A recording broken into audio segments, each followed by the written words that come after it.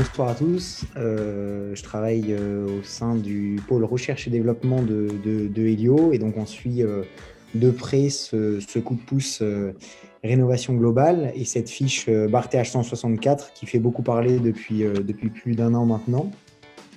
Le but, ça va être de vous expliquer le plus en détail possible tout ce qui se passe autour de la rénovation globale. Je commence par une petite historique, donc la BAR-TH 164 qui avait pour objectif et qui a toujours pour objectif de pousser les bouquets de travaux est sorti il y a plus d'un an maintenant. On a suivi ça de très près.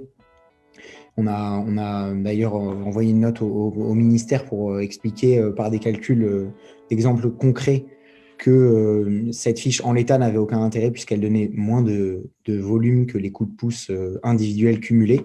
Donc on est ravis qu'elle soit passée en coup de pouce depuis octobre dernier maintenant. Il y a eu pas mal de modifications. On va essayer de ne pas rentrer trop dans le détail de toutes ces modifications-là qui ont un peu perturbé la lisibilité et la compréhension qu'on pouvait avoir de ce dispositif avec des critères qui ont changé. Là, on va vous donner les critères en l'état. S'il y a des changements, on sera les premiers à vous informer par de nouveaux webinaires ou avec nos partenaires par des shoots d'emails. Le sommaire de cette présentation qu'on a estimé à peu près 1 heure, on va commencer avec les différents critères d'éligibilité de ce coup de pouce, avec le calcul de la prime qu'on verra différent des autres fiches en résidentiel et notamment des autres coups de pouce. On fera un focus sur le taux d'énergie renouvelable et de récupération puisque c'est une variable qui va donner la bonification et donc la prime qui est assez importante de comprendre en détail. Puis on rentrera dans un exemple concret avant d'aller vers les documents spécifiques puisque cette BAR-TH 164 et ce coup de pouce demandent différents documents spécifiques qui ne sont pas demandés dans d'autres dossiers C2E. On les passera en revue. Et ensuite, on ira vers donc la contractualisation, les différentes contractualisations possibles entre les pros, donc vous. Valentin disait donc les artisans, on a aussi des bureaux d'études ce soir, je crois, connectés. D'ailleurs, c'était le but de la première question. Si on peut lancer le premier petit sondage, vous pouvez répondre pour qu'on voit un peu qui est là ce soir, si c'est plutôt une cible artisan en rénovation globale, bureau d'études ou autre. Si vous pouvez répondre sur votre Zoom, ce sera intéressant d'avoir ces statistiques pour potentiellement orienter plus ou moins vers certains points. Donc, alors, Nicolas, les gens sont en train de répondre. On a pour l'instant, les votes sont en cours, 33% d'artisans, 18% d'artisans en rénovation globale, 29% de bureaux d'études et 20% autres. D'accord. Donc, c'est assez équilibré. Très bien, très intéressant. D'ailleurs, j'en profite pour revenir sur un point. Vous voyez questions-réponses à la fin. N'hésitez pas à mettre vos questions dès maintenant dans le chat questions-réponses. Et après, donc Émilie et Valentin sont là pour les traiter. Si on juge intéressant de les traiter directement, on le fera. Sinon, on les traitera à la fin avec les autres questions. Pour reprendre le sommaire, donc la contractualisation entre les pros, le bénéficiaire et Helio sur des projets concrets. Les différentes étapes d'une rénovation, on reprendra tout le parcours puisqu'on voit qu'il y a vraiment des différentes étapes avec un audit en amont, un contrôle en aval et tout ça, on rentrera dans le détail. Avant, les questions-réponses et une petite surprise à la fin, donc n'hésitez pas à rester, restez jusqu'à la fin avec nous. On va faire en sorte de rester dans les délais et ça vaudra le coup de rester jusqu'à la fin. Alors, donc on va commencer direct dans le vif du sujet avec les critères d'éligibilité. On parle ici de projets réalisés dans des bâtiments résidentiels existants depuis plus de 2 ans, donc la rénovation typique, et en France métropolitaine uniquement. Très important, ce coup de pouce rénovation globale vise à développer les projets de bouquets de travaux. Il y a eu plusieurs définitions dans le passé de la part du ministère et du pôle national des C2E sur qu'est-ce qu'un bouquet de travaux. Aujourd'hui, la définition à l'heure actuelle, c'est 55% d'économie d'énergie réalisée, donc un gain énergétique de 55%, et un poste d'isolation minimum. Et quand on parle d'isolation, on parle de comble, rampant ou perdu, plancher bas et mur intérieur comme extérieur. On ne parle pas de fenêtre ou de porte-fenêtre. Donc, ce qu'il faut, c'est juste un poste d'isolation et ces 55% d'économie d'énergie qui vont être prouvés par l'audit énergétique réalisé en amont des travaux. On y reviendra bien sûr plus en détail au cours de la présentation. L'entreprise de travaux, ça a été un gros point aussi de changement au 1er janvier de la part du ministère. À la base, on demandait une certification ou une qualification. On n'avait pas le retour précis de la part du ministère sur ces points-là. Depuis le 1er janvier 2021, ce qu'il faut retenir, c'est qu'il n'y a qu'une seule obligation, c'est que chaque poste soit traité par un artisan RGE si les fiches le demandent. Donc, un artisan peut sous-traiter des postes à un autre artisan. Un artisan d'isolation peut sous-traiter, par exemple, à un autre artisan de chauffage qui aura, lui, les qualifications pour réaliser ce projet et ce chantier. C'est ça qu'il faut retenir. Il n'y a plus besoin de certification ou de qualification offre globale comme il y en avait besoin avant. Nicolas, il y a juste une petite question sur la certification offre globale. Si tu peux peut-être un peu plus préciser ce que ça signifie. La question est exactement certification offre globale, point d'interrogation. C'est ce que ceux qui sont concernés le savent ce que c'est. Ceux qui n'ont pas cette certification, enfin, c'est pas très important, puisque ce qu'il faut retenir, c'est que justement, il n'y a plus besoin de ça. Il faut juste être RGE dans les domaines de travaux précis. La certification offre globale, c'est une certification à passer avec un bureau, avec une entité qui certifie, donc un organisme certificateur assermenté par l'État. Il y en a différents. Et il y a des listes après qui sont données des organismes certifiés. Le but du gouvernement, ça a été de débrider et d'ouvrir les vannes un peu sur l'offre de rénovation globale, puisque en fait, avant le 1er janvier, c'était réservé à ces entreprises certifiées. Il n'y en avait qu'une cinquantaine ou une soixantaine en France. Là, on ouvre à tous ceux qui peuvent faire des chantiers de RGE. Voilà, ça, je pense que ça ne sert pas de rentrer plus dans le détail là-dessus.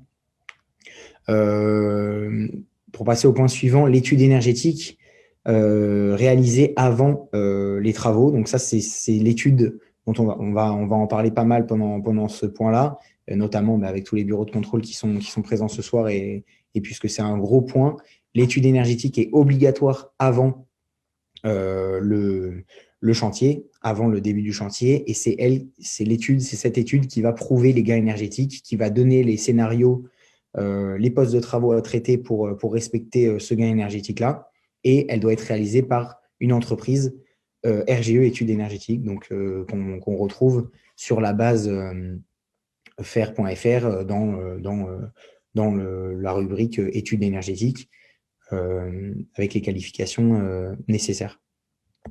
Pour continuer sur les critères d'éligibilité, donc on a vu qu'il y avait cet audit en amont.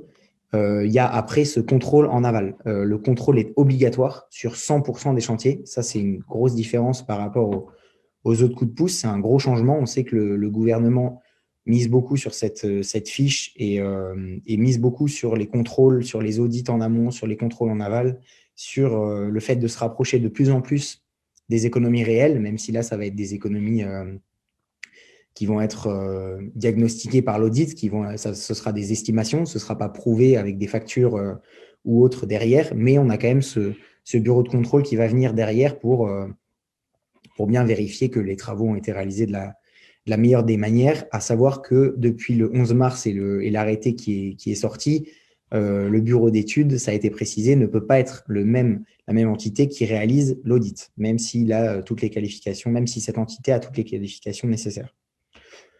Un autre critère d'éligibilité, ça va être la consommation conventionnelle annuelle d'énergie primaire après travaux, qui se doit d'être inférieure à 331 kWh par mètre carré par an, donc minimum classe E, et donc sortie de passoire énergétique. Pour finir avec les critères d'éligibilité, dans le cadre d'une installation hors raccordement à un réseau de chaleur, et ça paraît évident, les installations de chaudières fioul ou charbon ne sont pas éligibles, aussi bien que les chaudières gaz autres qu'à condensation ou les projets qui amèneraient à une hausse des gaz à effet de serre. Ce sera très peu présent sur les chantiers, on le pense, donc voilà, on le précise parce que c'est dans les critères d'éligibilité, mais ça ne devrait pas être récurrent. On va passer directement au vif du sujet, le calcul de la prime, qui est assez costaud comme vous pouvez le voir, et qui se base sur des éléments qu'on ne va pas forcément avoir, qu'on ne va même jamais presque avoir lors de la qualification, la première qualification du client, qui peut être réalisée par Helio comme par un bureau d'études ou vous, les artisans ou toutes les personnes qui sont en contact avec les particuliers, puisque ce calcul, vous le voyez en haut, le volume C2E, ça va être la consommation finale avant le projet, donc le CEF initial, comme il est appelé dans la barre TH164. Ça va être le chiffre qui aura marqué sur l'étiquette énergie qu'on peut retrouver notamment sur des DPE, mais qui aura sur l'audit, moins le CF après projet, donc ça va être le gain énergétique en kilowattheure par mètre carré par an. Donc, si on est, par exemple, dans le cadre d'une passoire énergétique en classe G, qui a une consommation d'énergie finale de 500 kWh par mètre carré par an, on va prendre ce premier chiffre, 500, et on va lui enlever 500 moins ce que donnera l'audit après les travaux. Donc, si l'audit donne un scénario de travaux avec 3-4 postes de travaux qui va atteindre un gain énergétique de 60%, par exemple, je vais faire le calcul rapidement. Si on fait 500 fois 0,4, donc avec 60% de gain énergétique, on est à 200 après les travaux, ce qui nous fait 500 moins 200 en CF initial moins CF projet. Pour arriver au volume C2E, on va devoir multiplier cette soustraction qui nous donne le gain énergétique par la surface habitable de la maison. Ça, c'est une donnée qu'on aura lors du call de qualification. Et on va le multiplier par un facteur B. Ce facteur B, c'est là où on retrouve la bonification coup de pouce, puisque dans la fiche BAR TH164, on a un facteur B de 18. Et on le voit là dans le tableau que vous avez sous les yeux, ce tableau qui est malheureusement un peu indigeste, mais qu'on essaiera de vous faire comprendre en détail. N'hésitez pas si vous avez des questions pour qu'on revienne dessus. Ce facteur 18, il va être bonifié en fonction de 3 facteurs qui sont à retrouver dans ce tableau. Premièrement, le statut de précarité du logement, enfin de la maison. Donc, on le voit que ce facteur-là est bonifié si on est chez un grand précaire ou un précaire, plutôt que si on est chez un classique. Ce facteur-là va aussi être bonifié si on remplace une chaudière fuel ou charbon. Donc, vous voyez que le facteur le plus important, c'est 90. On est donc chez un grand précaire ou précaire qui va comprendre des travaux de rénovation qui vont changer une chaudière fuel ou charbon, toujours dans les objectifs du gouvernement de réduire le parc et de supprimer le parc de chaudières fuel en France. Et on a ce dernier facteur sur lequel on va revenir dans la slide suivante, qui est le taux d'énergie renouvelable, qui est une nouvelle donnée à prendre en compte. Et ça va être la part d'énergie, la part de chaleur pour la production d'eau chaude sanitaire et de chauffage qui va provenir d'une source renouvelable. Donc, on le voit, le facteur le plus important, ça va être chez un grand précaire avec le changement d'une chaudière fuel et un taux d'ENR, donc un taux d'énergie renouvelable supérieur à 50%, alors que le plus faible facteur va être chez un classique qui ne va pas remplacer une chaudière fuel. Donc, c'est tous les autres travaux, tant que ça comprend un poste d'isolation et 55% d'économie d'énergie. Il n'y a pas de bouquet défini, on est vraiment libre de faire ce qu'on veut tant qu'on attend ces gains énergétiques et qu'on fait un poste d'isolation.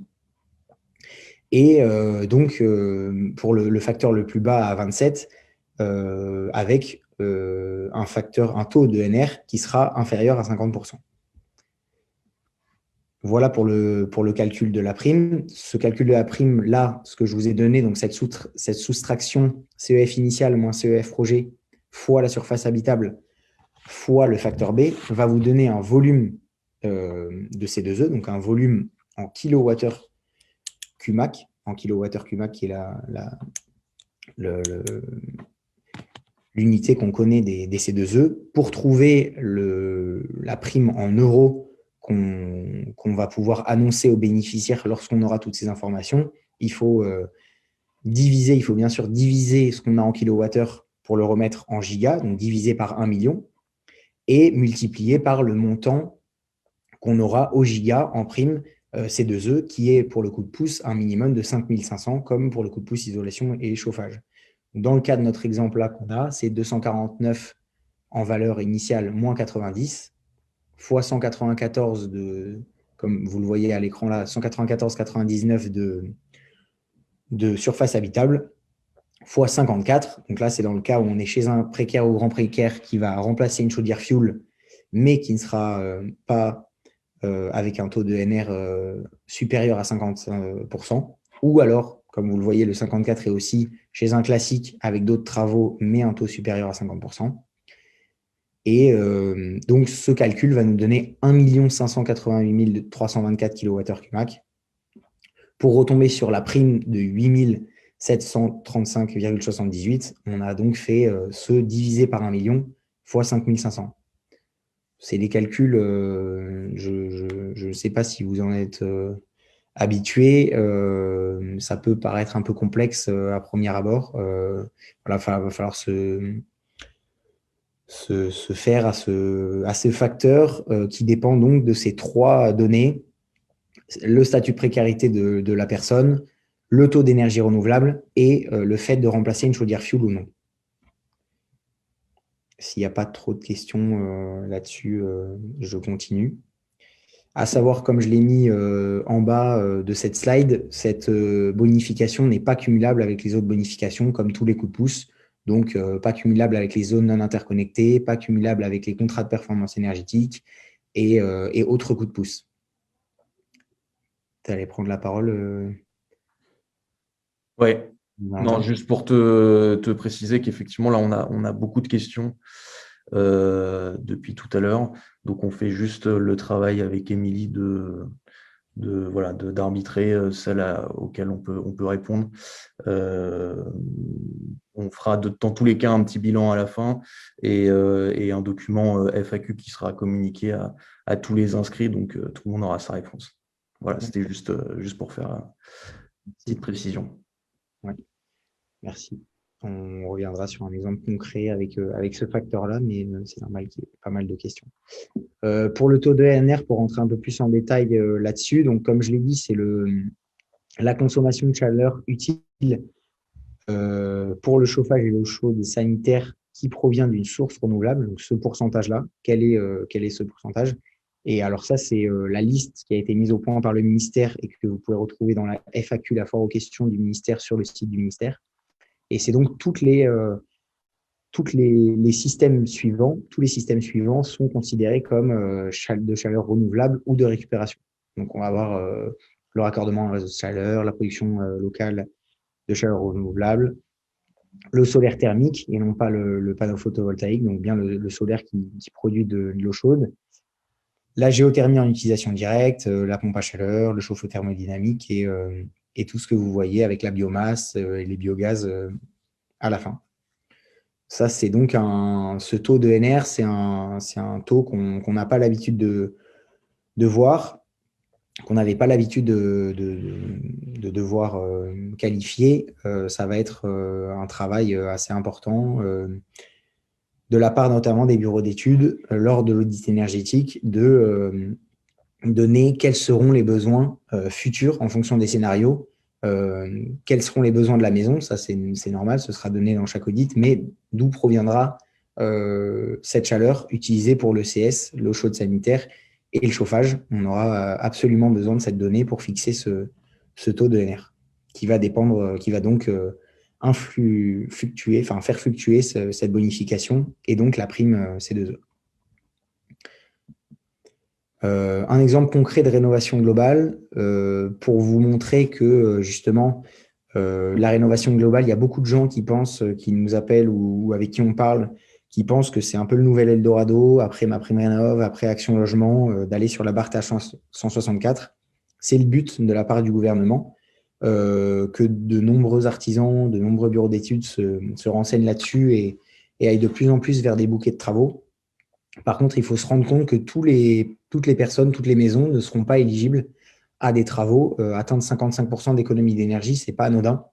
Et donc là, on vous a mis un exemple juste d'un projet de rénovation globale où on voit qu'il y a 4 postes de travaux, il y a le remplacement du système de chauffage et de la production d'eau chaude sanitaire, mais il y a aussi l'isolation des combles et des murs. C'est important d'avoir ça en tête. Le gouvernement a réélevé le gain énergétique. La barre TH164 demande un gain énergétique de 35% d'économie d'énergie, alors que le coup de pouce rénovation globale, donc qui donne ces bonifications, demande c'est 55% d'économie d'énergie. Donc on voit que l'objectif a été vraiment réévalué à la hausse et vise à rémunérer en conséquence ceux qui vont faire des projets ambitieux chez les particuliers qui en auront le besoin et la possibilité de faire ces travaux. On continue sur cet exemple de rénovation globale où on va là avoir donc les données et on va retravailler donc sur l'exemple. On a une maison donc avant travaux qui va être cette maison des années 60 en classe F à 440 kWh par mètre carré par an, qui n'a pas d'isolation et qui a une chaudière fuel. On est chez un ménage classique avec une surface de 130 mètres carrés. Et on va donc voir qu'ils vont faire ce remplacement de chauffage, donc ce remplacement de chaudière fuel, cette production d'eau chaude et l'isolation des combles et l'isolation des murs. On va avoir donc, après travaux, une maison rénovée qui va être en classe D avec une consommation d'énergie finale de 198 kWh par mètre carré par an et un gain énergétique de 55% d'économie d'énergie.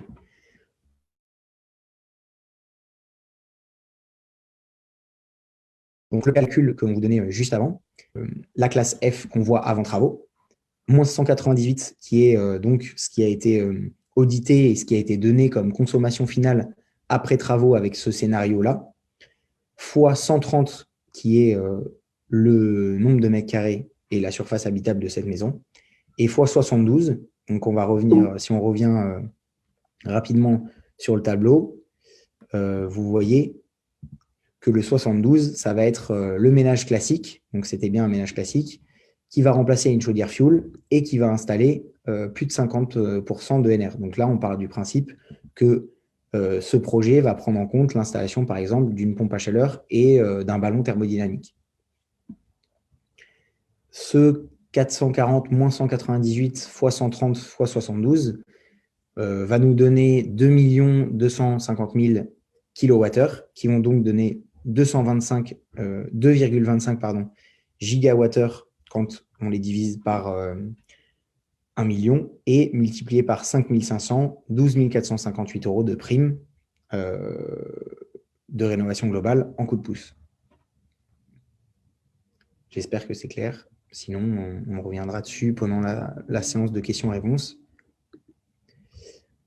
Pour aller un peu plus dans le détail du financement, on parle de MaPrimeRénov' en plus. Vous voyez donc que là, on a mis un coût des travaux approximatif avec une isolation des combles à 1350, une isolation des murs à 22 500. L'installation d'une chaudière plus le CS, ça peut être un peu sous-estimé. En le revoyant, là, j'imagine que ce sera une des remarques. Effectivement, on sera plus, je pense, aux alentours de 15 20 000 € pour ça, et plus l'installation d'une chaudière ou d'une.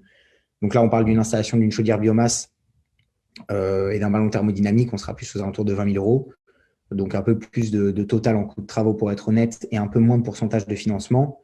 Mais donc, on a bien ce 12 458 de coût de pouce C2E et ce 8 000 € de MaPrimeRénov'. Là, on est chez un classique, le 8 000 € de MaPrimeRénov'. Je ne sais pas si vous avez les barèmes de MaPrimeRénov'. en tête sur le coup de pouce rénovation globale, enfin sur la rénovation globale. Là, on s'est vraiment concentré sur le coup de pouce rénovation globale, même si c'est étroitement lié. On le mettra dans la FAQ qui vous sera envoyée après. On mettra cette réponse, enfin, que vous allez sûrement attendre avec impatience, mais ceux qui n'ont pas l'information, quel est le cumul avec MaPrimeRénov', comment ça marche. On vous le mettra dans les réponses. Là, je peux déjà vous donner quelques informations. Pour les catégories rose et violette, il y a un forfait de rénovation globale qui est de 3 500 pour les roses et 7 000 € pour les violets. Et on arrive à ce 8 000 là, puisqu'on est chez un classique et qu'il y a cette bonification de sortie de passoire énergétique de 1 000 €. Que MaPrimeRénov' a mis au point des bonus de sortie de passoire énergétique et d'atteinte de bâtiments basse consommation. Ces bonus sont de 500 € pour les roses et de 1 000 € pour les classiques. Là où ça se complique, et c'est pour ça qu'on ne voulait pas trop rentrer dans le détail, parce qu'aujourd'hui, c'est des réponses qu'on n'a pas de MaPrimeRénov'. Encore aujourd'hui, on a eu un retour de MaPrimeRénov' qu'on n'avait pas de clarté sur comment ça se passe avec des précaires et grands précaires, donc des jaunes et des bleus sur le forfait de rénovation globale. Là, sur le fascicule que vous connaissez de MaPrimeRénov', il est demandé de demander l'aide Habiter mieux sérénité. On n'a pas encore la réponse de savoir si on va pouvoir demander les forfaits de primes individuelles MaPrimeRénov' dans le cadre de projets impliquant le coup de pouce rénovation globale. Donc, pour l'instant, on ne peut pas.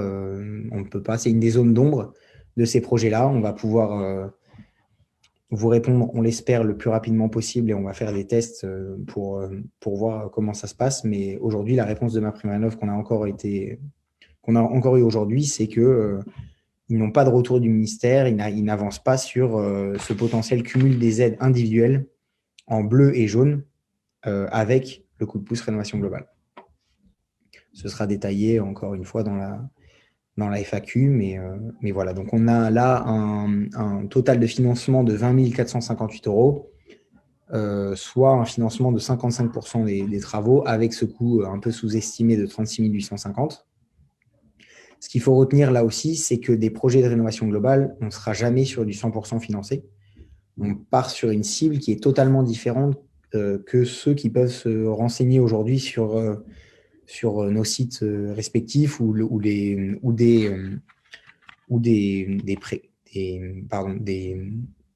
logements ou des ménages qui vont se renseigner pour des postes de travaux 100% financés. Là, on va vraiment être chez des gens. C'est pour ça qu'on disait encore une fois, ce ne sera pas tous les projets qui rentreront dans ce cadre-là. Il faut vraiment que les personnes aient une envie de faire ces différents postes de travaux, qui comprennent, qu'on leur explique ensemble, vous, en tant que bureau d'études ou artisan, ou nous, en tant que Helio, les gains qu'ils vont avoir au niveau de la valorisation de leur bâtiment, au niveau des gains sur facture, mais aussi au niveau de la qualité d'air et de vie au sein de leur logement. Ça va vraiment être une démarche de vente un peu plus poussée que sur des postes de travaux individuels. Et donc, on est sur des coûts de travaux qui vont être entre 30 000 et 60 000 en général, avec un taux de couverture qui pourrait être entre 30 et 60% selon nos estimations sur les projets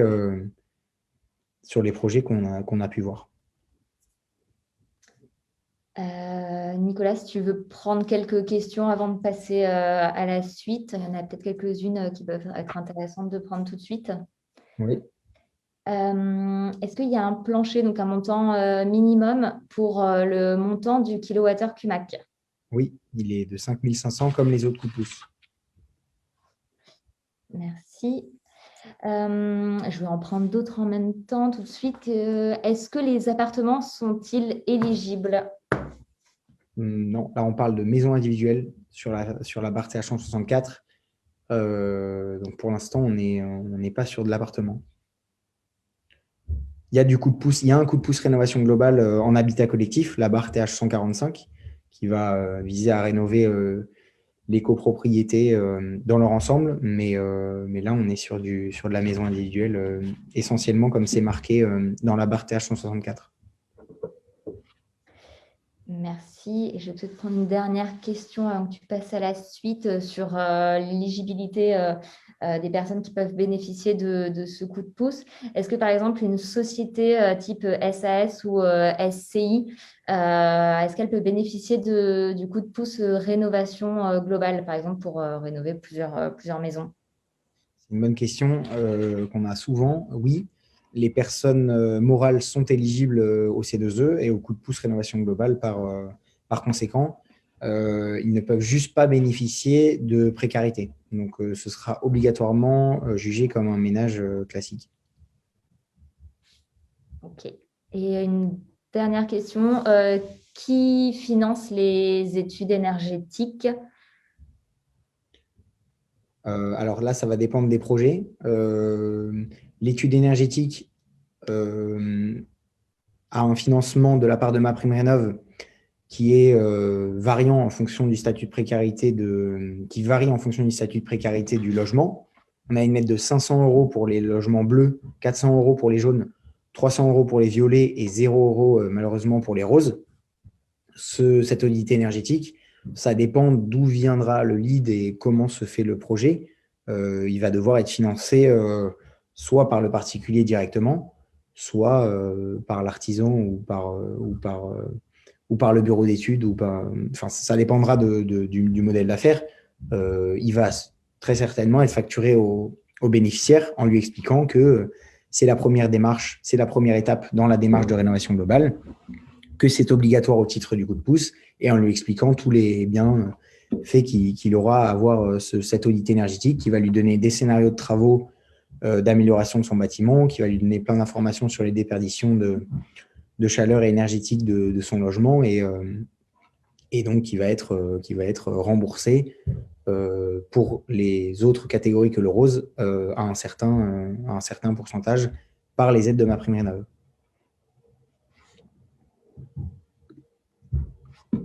Voilà, j'espère que c'est clair.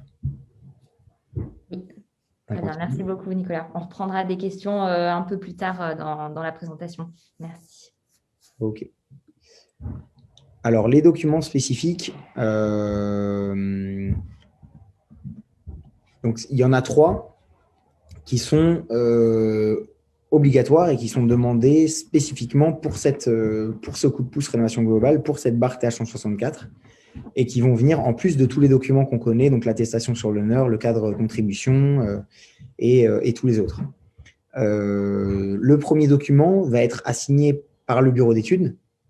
C'est la synthèse de l'étude énergétique. Ça, c'est très important. Il y a des informations qui vont être obligatoires. On y reviendra dans des slides suivants parce que c'est un gros morceau de ce qui est demandé dans le dossier C2E. Ce qu'il faut retenir, c'est que c'est un des 3 documents, pour l'instant, un des 3 documents et qui doit être signé par le bureau d'études. Un des autres documents spécifiques, ça va être la liste des travaux préconisés avec leur niveau de performance et la liste des travaux réalisés. Donc, préconisés par l'audit énergétique, réalisés par l'artisan et donc devisés et facturés. Ce document-là, il va devoir être signé par le bureau d'études, là où les entreprises de travaux et le bénéficiaire. Donc là, on est sur un document, c'est assez costaud en termes d'administratif. On va quand même devoir faire signer ce document en original par ces 3 différents, voire c'est plus s'il y a plus d'une entreprise de travaux, ces acteurs différents. Et enfin, la liste des entreprises ayant effectué les travaux de rénovation avec leur qualification, si requise, pour bien lister, comme ce sera dans l'attestation sur l'honneur, toutes les entreprises qui auront fait tout ou partie des travaux, qui auront réalisé tout ou partie des travaux. Pour aller plus en détail sur les documents spécifiques, et un des plus importants, enfin le plus important, ça va être donc la synthèse de l'étude énergétique. Avant de faire la synthèse, il y a donc l'étude énergétique. Cette étude énergétique, elle doit être réalisée, comme on l'avait dit, par un bureau d'études RGE qui utilise un logiciel de calcul avec une méthode de calcul 3CL ou THCEX. Ça a été mis à jour encore une fois dans les mois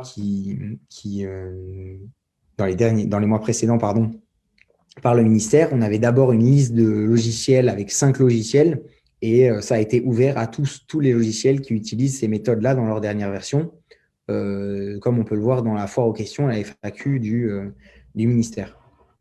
Pour être éligible, cet audit doit présenter 2 scénarios de travaux, l'un qui donne un gain énergétique d'un minimum de 30%. Ça, c'est la loi, c'est les décrets qui signifient exactement et qui précisent exactement ce qui doit figurer dans un audit énergétique pour être éligible aux aides, MaPrimeRénov' comme C2E. Là, un gain énergétique de 30% minimum, ça ne va pas nous servir à grand-chose dans le cadre du coup de pouce énergétique, dans le cadre du coup de pouce de rénovation globale, puisque on a cette obligation des 55%. Donc, à voir si vous voulez le laisser à 30% ou l'augmenter à 55% dans les cas où c'est possible. L'autre scénario de travaux doit atteindre un niveau BBC. On l'a résumé à classe A ou B. C'est un peu plus spécifique que ça, puisqu'il y a certaines zones géographiques et météorologiques où une classe où ce sera pas exactement du classe A ou du classe B, mais on l'a résumé comme ça pour simplifier les choses. En gros, on est à peu près à tout ce qui est en dessous de 90 kWh par mètre carré par an, sauf exception.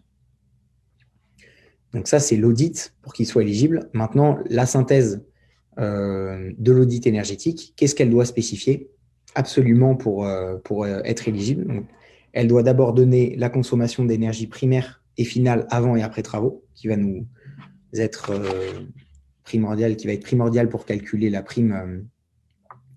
Et donc, pour faire ce calcul qu'on vous a montré, donc la consommation d'énergie finale avant moins la consommation d'énergie finale après fois la surface fois le facteur B. Elle va par ailleurs, la synthèse, devoir donner les rejets de CO2 exprimés en kilowattheure équivalent en kilogrammes équivalent CO2 par mètre carré par an avant et après travaux. Donc ça, c'est les 2 étiquettes qu'on connaît, GES et consommation d'énergie. La synthèse va devoir donner la surface habitable de la maison, mais aussi le logiciel utilisé pour l'audit et son numéro de version. Et enfin, l'origine de la chaleur utilisée pour le chauffage et la production d'eau chaude sanitaire pour chaque scénario de travaux. Donc ça, c'est ce qui va nous permettre d'établir ce taux de NR, donc ce taux de chaleur qui proviendra d'une source renouvelable et qui servira à la production d'eau chaude sanitaire d'un côté ou de chauffage de l'autre. On voit là sur l'exemple d'un audit énergétique qui va y avoir une consommation totale sur la maison de 19 675 kWh d'énergie finale, et on va avoir donc une extrême majorité en provenance électrique et l'autre en bois. Donc après, il faudra voir si l'électrique, c'est des radiateurs ou de la pompe à chaleur, et on pourra, avec ces informations-là et les devis, en définir le taux de NR. On a le taux d'énergie renouvelable.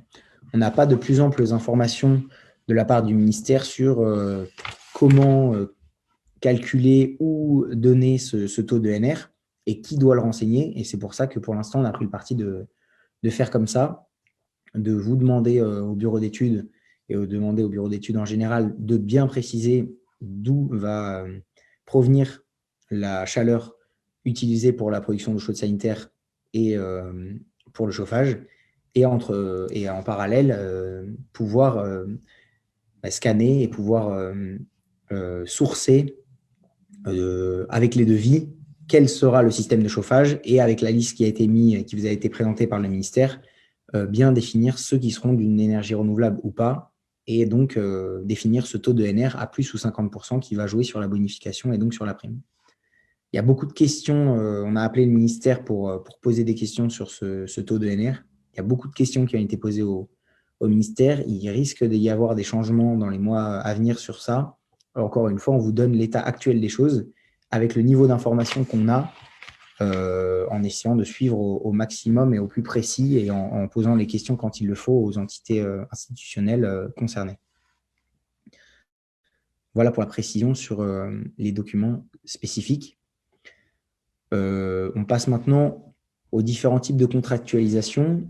une question qu'on nous pose souvent sur les bénéficiaires ou des professionnels, c'est est-ce que la prime, est-ce que c'est comme les autres? Est-ce que la prime peut être donnée aussi bien aux bénéficiaires qu'à l'entreprise de travaux? Oui. Il y a une certaine particularité, une certaine complexité dans la fiche rénovation globale et dans le coup de pouce rénovation globale. C'est qu'on aura la possibilité de verser une prime à l'entreprise de travaux et donc de faire une remise sur devis que, pour l'instant en tout cas, c'est le parti qu'on a pris, que s'il y a un devis unique. Donc s'il y a une entreprise qui est tout corps d'État ou qui va pouvoir sous-traiter une partie de ses travaux à des artisans avec lesquels elle travaille et qui sont RGE sur leur poste de travaux, il nous faut bien un devis unique pour en déduire une ou plusieurs primes, coup de pouce et ma prime rénov. On n'a pas pour l'instant les informations du ministère sur comment est-ce qu'on pourrait diviser cette prime en fonction des différents postes de travaux et des différentes entreprises qui auront un poste, enfin qui traiteront un poste de travaux sur ces chantiers. Le but étant de faire en plus simple aujourd'hui, puisque c'est les débuts et qu'on a déjà assez de questions complexes sur la question. Donc, on essaye de faire simple avec soit on a un devis unique réalisé par une entreprise de travaux, tout corps d'État, ou qui sous-traite différents postes de travaux, comme on l'a vu que de nombreux savaient le faire. D'ailleurs, c'est une des questions qu'on avait posées. Si vous pouvez lancer le mini-questionnaire, c'est est-ce que là, dans les personnes qui sont là, ce sera plus des artisans et donc des artisans en rénovation globale, est-ce que vous avez la possibilité, est-ce que vous savez faire une offre de rénovation globale déjà à vos clients? Ça, c'était la question 2. Mais ça peut nous intéresser, enfin ça nous intéresse de l'avoir. Est-ce que vous êtes aujourd'hui dans la démarche de vous renseigner là-dessus, mais vous ne le faites pas, ou est-ce que vous proposez déjà une offre de rénovation globale? Ça peut être intéressant d'avoir ce chiffre. C'est en cours. Pour l'instant, on a 45% de oui et 55% de non, avec plus de 40 participants. Donc, on a déjà une idée à peu près objective. Ok, très bien. Et quand on aura fini, on pourra passer à la question 3 qui est est-ce que vous, donc, qui proposez une offre de rénovation globale ou qui n'en proposez pas encore une, vous êtes dans la capacité de proposer un devis unique dans le cadre d'une rénovation globale? Donc, est-ce que vous pouvez traiter tous les travaux de rénovation, donc menuiserie, ventilation, chauffage, isolation, production d'eau chaude sanitaire, ou vous pouvez sous-traiter à des entreprises de travaux et donc faire ce devis unique à votre nom. Et donc, vous pourrez en déduire une prime C2E et une prime MPR si vous le souhaitez pour faire de la remise sur devis et donc essayer de vendre plus facilement aux clients. Dans le cas contraire, on sera dans le scénario de gauche où là, ça va être le bénéficiaire qui va régler l'intégralité des factures aux entreprises de travaux et ce sera une contractualisation entre Helio et le bénéficiaire pour venir rembourser les primes C2E et potentiellement MPR, avec donc plusieurs devis. Donc là-dessus, on a 60% des personnes qui ont répondu oui. D'accord. Très intéressant. Donc voilà, on a fait un petit focus sur les différents types de contractualisation. Il y aurait potentiellement dans le futur un troisième type de contractualisation où on aurait de la remise sur devis avec plusieurs devis et plusieurs entreprises de travaux. Mais pour l'instant, on n'a pas pris ce parti-là. Premièrement, parce qu'on ne saurait pas comment répartir la prime entre les différentes entreprises de travaux. Donc, si on a des menuiseries, de l'eau chaude sanitaire avec un ballon thermodynamique, une chaudière et des combles et des murs, comment est-ce qu'on va répartir cette prime qui était par exemple dans l'exemple de 12 458 €? Est-ce qu'on va la répartir en fonction du coût des travaux de chaque poste par rapport au devis global? Est-ce qu'on va la répartir en fonction du gain énergétique de chaque poste de travaux? On n'a pas envie de trancher sur cette question aujourd'hui. On préfère se simplifier les choses avec des devis lisibles uniques pour ceux qui savent le faire et sinon des devis différents avec un bénéficiaire qui va devoir régler l'intégralité et donc qui va se faire rembourser avec cet accord d'incitation financière. Donc, c'est un contrat entre Elio et le bénéficiaire qui va venir prouver le rôle actif incitatif. Donc, c'est cette mention que vous connaissez tous sur vos devis quand vous faites de la remise sur devis, mais dans le cas d'une contractualisation avec le bénéficiaire en direct. Pour continuer et pour finir sur les différentes étapes, j'espère que c'est assez clair. Maintenant, on va avoir donc toute la partie avant travaux. Donc là, ça va être la qualification du client qui, on l'a dit, est très importante de qualifier quelqu'un. Déjà parce que la première étape, ce sera un audit qui va sûrement lui être coûteux.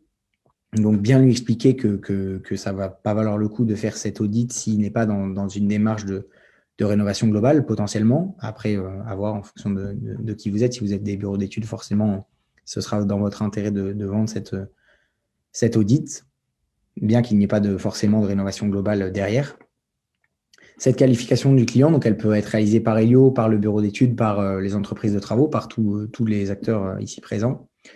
L'audit énergétique, donc, qui est la première étape, comme on l'a dit maintes fois, qui sera réalisée par le bureau d'études RGE Études. Une fois qu'on a cet audit énergétique et donc cette synthèse d'audit dont on a parlé, on va pouvoir réaliser une visite technique. C'est important de le faire dans cet ordre-là, puisque les devis vont devoir reprendre les mentions et les scénarios réalisés par l'audit. Si on fait une visite technique globale ou plusieurs visites techniques avant l'audit, et que l'audit donne des préconisations différentes de ce qui a été devisé, par exemple, si l'audit dit pour atteindre ce gain énergétique, il faudra une résistance thermique de temps sur l'isolant, il nous faudra adapter au mieux les devis. Donc, autant le faire dans l'ordre de faire cet audit et à adapter les devis suite à la visite technique et suite à l'audit. On va donc avoir, après les visites techniques, des devis avec ou sans remise en fonction de si on est sur un devis unique ou pas, réalisé par les entreprises de travaux. Une fois que ces devis ont été acceptés, ce sera un enjeu de présentation de plan de financement, de retour sur investissement, de gain sur facture, de valorisation du bien et tout ça. Ce sera vraiment un argument commercial, un argumentaire commercial à étoffer par rapport à d'autres projets qui seront moins coûteux pour le bénéficiaire. Là, on est sur des restes à charge qui vont être potentiellement en dizaines de milliers d'euros. Donc, on a forcément une phase d'acceptation du devis qui va être plus charnière et plus importante à étoffer. On aura donc la réalisation des travaux. Et une fois les travaux réalisés, on va avoir cette récupération de tous les documents qu'on a mentionnés, donc les 3 documents spécifiques que je redonne avec la synthèse de l'audit énergétique, la liste des travaux et la liste des entreprises ayant réalisé ces travaux. Une fois qu'on aura récupéré tous ces documents, on pourra faire passer un bureau de contrôle coffraqué. Ça, c'est l'étape ultime. Donc, comme on l'a dit dès le début, avec l'audit et le contrôle en aval, l'audit en amont, le contrôle en aval sur 100% des chantiers. Et enfin, une fois que le contrôle est concluant et qu'on a eu tous les documents, là, on est sur un dossier bon pour prime et donc la finalisation du projet de rénovation globale. Voilà, on voulait vous faire un dernier petit récap. On espère que c'est clair cette frise chronologique avec donc toutes les parties amont, toutes les parties aval et qui peut potentiellement ou qui doit potentiellement réaliser cette étape. Voilà, on peut passer aux questions-réponses avant le petit quiz de fin avec des surprises et des cadeaux à gagner. Je pense qu'il y a beaucoup de questions de ce que j'ai vu. Oui, tout à fait. Il reste quelques questions à répondre.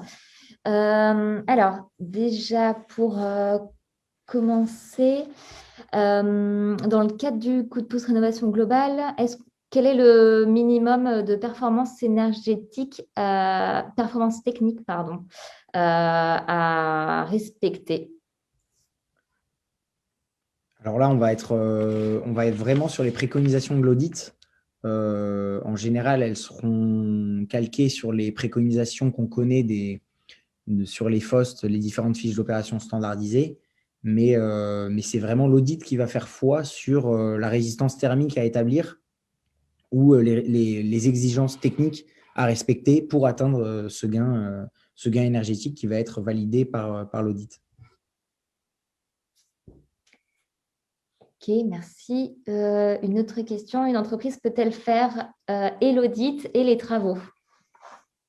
Alors non, là, il y a un devoir d'impartialité de la part du bureau d'études. On note que dans l'arrêté du 11 mars, il a été interdit par le ministère de sous-traiter, qu'un bureau d'études sous-traite à un autre bureau d'études. On voit la direction que veut prendre le ministère et les différentes institutions par rapport à ces sujets-là.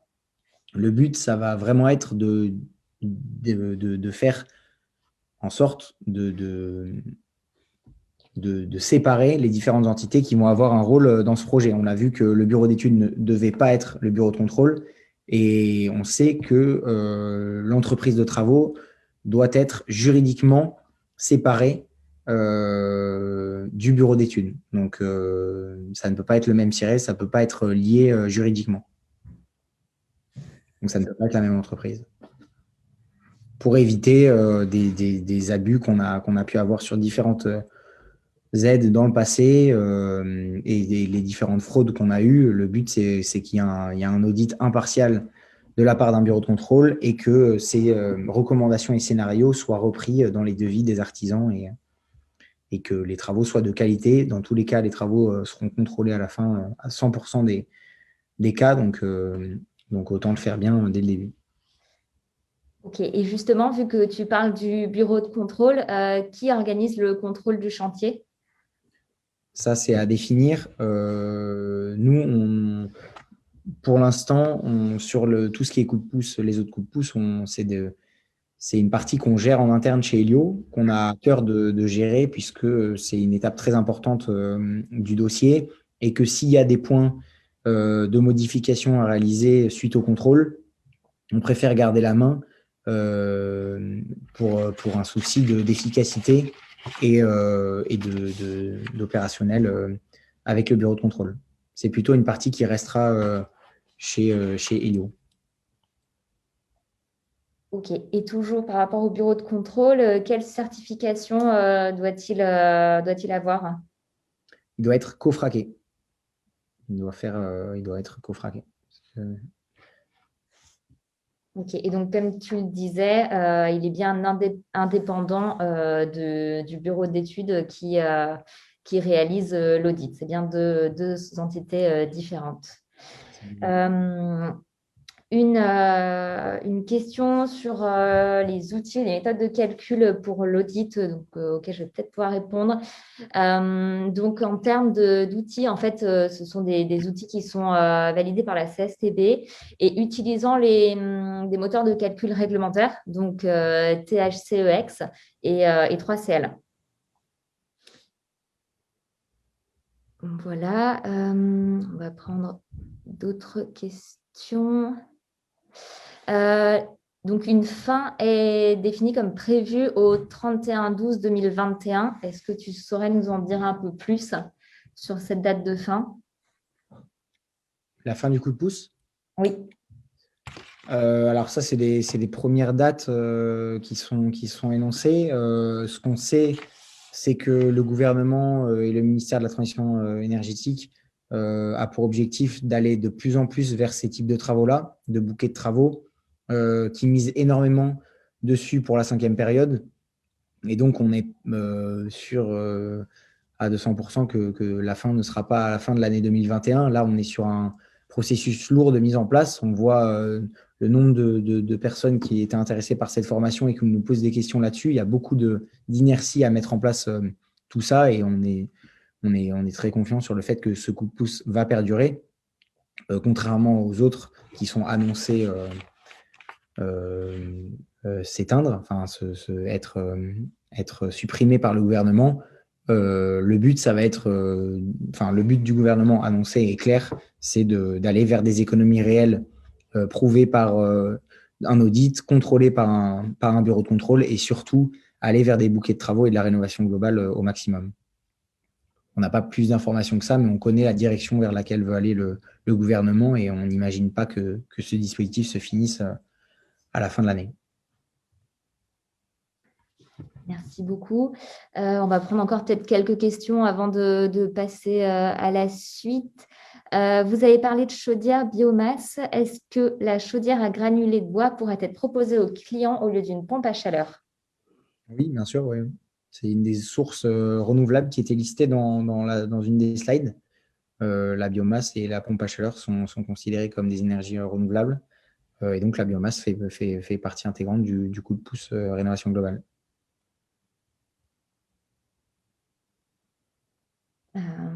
Et une dernière question qui peut être intéressante. Cherchez-vous des entreprises partenaires? Oui, on cherche des entreprises qui proposent des offres de rénovation globale, qui peuvent s'organiser pour proposer des offres de rénovation globale. Et on est particulièrement en avance sur la question puisqu'on suit le sujet depuis 1 an maintenant, qu'on est dans les 10 signataires de la charte coup de pouce et donc qu'on peut proposer aujourd'hui et qu'on est dans les 10 seuls acteurs qui peuvent proposer aujourd'hui des primes bonifiées de coup de pouce rénovation globale. Et donc, bien sûr, on a beaucoup de demandes de la part des particuliers, on a de nombreux leads sur l'intégralité du territoire et on cherche des entreprises avec lesquelles travailler là-dessus, que ce soit des bureaux d'études ou des entreprises de travaux ou des architectes ou autres qui sont en contact avec des particuliers ou qui peuvent réaliser des travaux de rénovation globale. On passe à la suite? Ou il y a d'autres questions? Écoute, c'est vrai qu'il y a beaucoup de questions, mais comme on le précisait un peu plus tôt, l'idée, c'est qu'on puisse aussi vous faire parvenir une FAQ en répondant au maximum de questions que vous avez posées. Donc, qu'il est 19h30, je pense que tu peux… On va essayer de rester dans les temps et oui, n'hésitez pas. Il y a aussi l'adresse mail rénovationglobale@helio.com à laquelle vous pouvez envoyer vos questions, mais cette foire aux questions, donc ce fichier dont parlait Émilie, vous sera envoyé demain ou après-demain avec toutes les réponses aux questions qui ont été posées dans le chat, on le répète. On va finir par un mini quiz où il y a des cadeaux à gagner avec ce magnifique slide réalisé par Valentin. On a donc un thermostat connecté offert par Schneider Electric qui sera envoyé au premier du quiz, une veste Helio Softshell au deuxième et un cutter Helio au troisième. Je vous invite à aller sur Internet et à taper Kahoot, donc K-A-H-O-O-T. C'est très facile à faire. Je vais pouvoir vous donner le code PIN. C'est un mini site. Donc là, si vous voyez à l'écran, vous tapez Kahoot sur Google et vous n'avez qu'à cliquer sur le premier lien pour rentrer le code PIN. Vous avez juste à rentrer votre code PIN. Et donc, le code PIN, c'est celui qui s'affiche sur votre écran. 991 19 95. Une fois que vous aurez rentré ce code PIN, vous aurez juste à mettre bravo à Pew. Bravo à tous ceux qui arrivent à se mettre sur le Kahoot. On a 42 participants. On va essayer d'avoir 42 participants sur le Kahoot. On peut aller jusqu'à 100. On est à 17. Il y a des beaux cadeaux à gagner. On n'hésite pas. On va attendre encore une petite minute. Pour ceux qui n'ont pas compris, il y a juste besoin d'aller sur Internet, de taper Kahoot, K-A-H-O-O-T, et de rentrer le code PIN 991 19 95.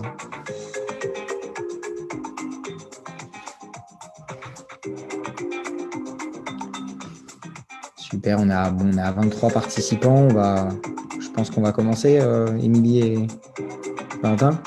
26. Bien joué.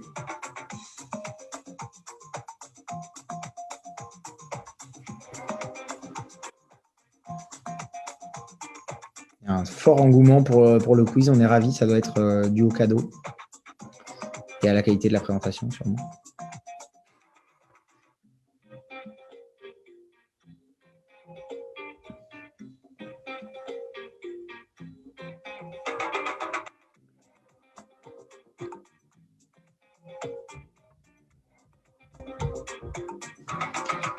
Ok.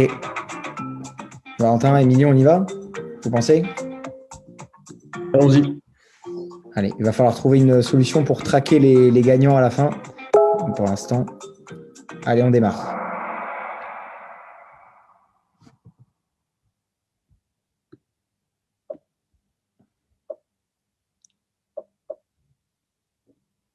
Il y a 7 questions.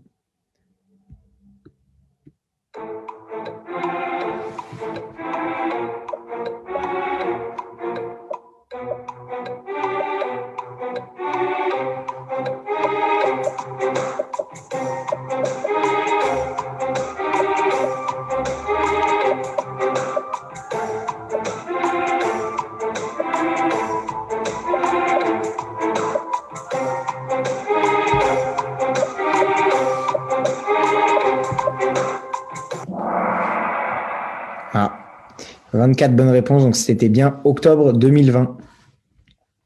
On passe à la question suivante. Et donc, c'est une épreuve de rapidité. Plus vous répondez vite, plus vous avez de points. Bravo à Toto, Abdel et A2I pour l'instant, qui sont premiers.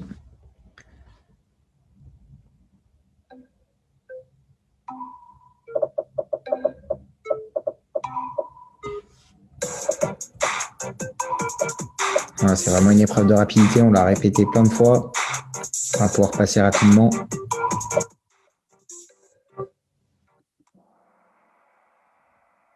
Ah oui, non, c'était bien 55%, 35% dans la barre TH164, 55% dans le coup de pouce. Et c'est le seul critère d'éligibilité avec le poste d'isolation, comble, mur ou plancher. Bravo à Toto qui reste en tête.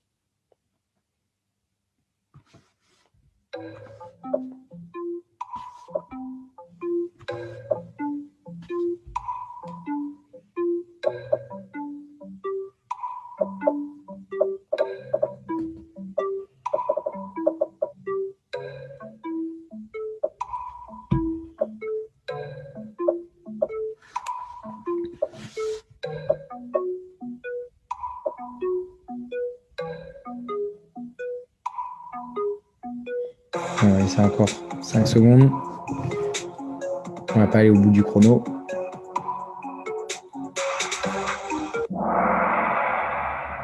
Bravo aux 25 qui ont trouvé ça. Bon taux de réponse, hein, donc c'est bien dans le cas d'un grand précaire qui va remplacer une chaudière fuel par une chaudière biomasse, puisque là, on va être sur un facteur de 90, puisqu'on aura le taux de NR à plus de 50%, le remplacement d'une chaudière fuel et le grand précaire.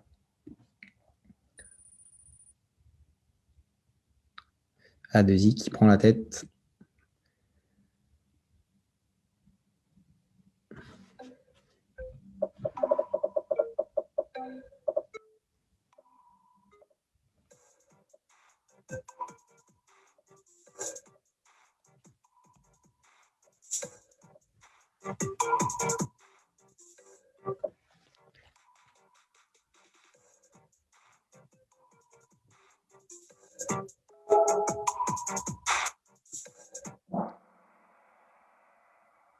Bien sûr, la prime peut être payée aux bénéficiaires comme à l'entreprise de travaux, comme on l'a dit, dans le cas d'un devis unique avec une remise sur devis et donc sur facture.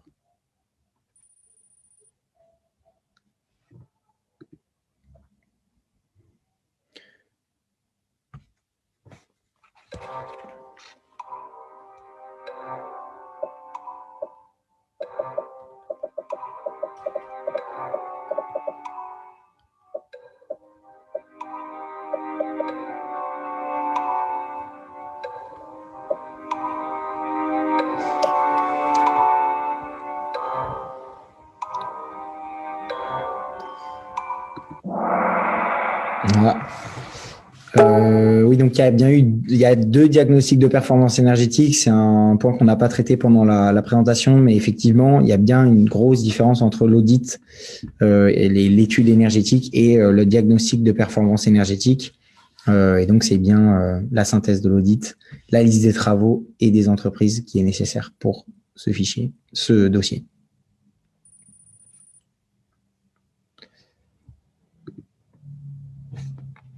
Encore 2, vrai ou faux?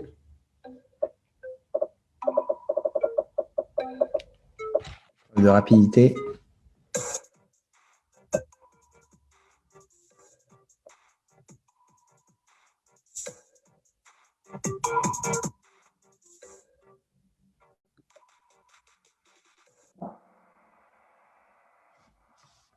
Le coup de pouce est donc cumulable avec d'autres aides, comme on l'a dit, avec MaPrimeRénov', avec aussi des aides locales. C'était pour la majorité une bonne réponse. Bien joué. Et la dernière.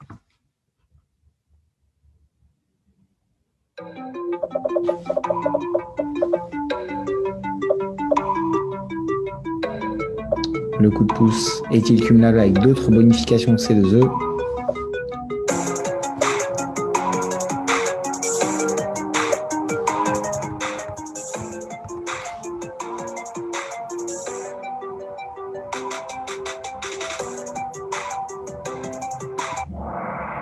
Et c'était faux. Non, il n'est pas cumulable avec le contrat de performance énergétique, pas cumulable avec les zones non interconnectées et les autres bonifications qu'on connaît dans les C2E. Et donc le podium avec les cadeaux 65,57, 6557 yens, Ruud Beref et A2I. Bravo à vous trois.